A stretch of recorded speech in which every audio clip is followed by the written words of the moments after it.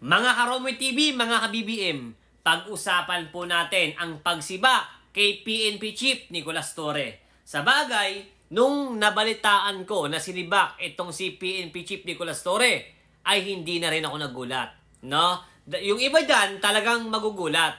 Kasi nga, yung iba dyan, mang-iinis, mang-aasar, no? Dahil itong si PNP Chief Nicolas Torre ay sinibak na raw. Pero si PNP Chief Nicolas Torre ay wala namang kasalanan or walang nalabag na batas, kaya sinibak. Alam nyo ba kung bakit sinibak? Oh, di ba? Hindi. Oh, panay panluloko nyo, panay panghuhusga nyo kay PNP Chief Nicolas Torre. Ito para sa akin ito, tingin ko kaya sinibak itong si PNP Chief Nicolas Torre. Dahil merong magandang posisyon na nag-aantay sa kanya na karapat-dapat siya doon para sa posisyon na yon, hindi sa pagiging PNP Chief Nicolas Torre. Kaya ito, mga Karomi TV, mga ka-BBM, mga kababayan, basahin nyo po or basahin natin ang sinabi ni John Vic Remulla. Ito mga Karomi TV, mga ka-BBM, basahin po natin ang sinabi po ni John Vic Remulla. Torre is being considered for another position because the president still believes in his capacity. Yan po ang sinabi ni John Vic Remulla.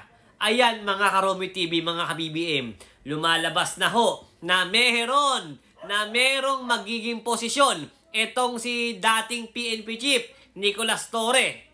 Ito mga Karomi TV, mga ka-BBM, common sense lang sa mga nang-aasar dyan kay PNP Chief Nicolas Torre na keso daw tinanggal na, buti nga, yan. Ito hindi naman tatanggalin itong si PNP Chief.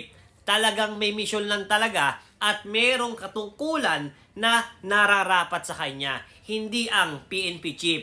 Ito mga Karomi TV, mga ka-BBM, isang magaling na pulis. Unang-una sa lahat, isang matalinong pulis, isang matapang na pulis at higit sa lahat, isang pulis na ang pinapairal na batas. Walang mayaman, walang mahirap, lahat pantay-pantay.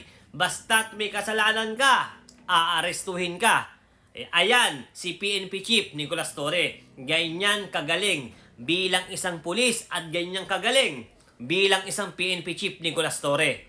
Kaya walang rason para tanggalin siya dahil isang magaling na pulis at higit sa lahat, walang kasalanan. Kaya tinanggal yang si PNP Chief Nicolas Torre dahil meron siyang katungkulan. Kaya mga Karomi TV, mga ka-BBM, anong sa tingin nyo ang magiging posisyon netong si dating PNP Chief Nicolas Torre? Sa akin tingin ko baka mapunta yan sa NBI, dahil bakante ang pagiging isang direktor sa NBI. Siguro, deserve ni PNP Chief Nicolas Torre yun kung mangyayari man yun. Dahil isa siyang magaling na pulis. Ito pa, pangalawang option.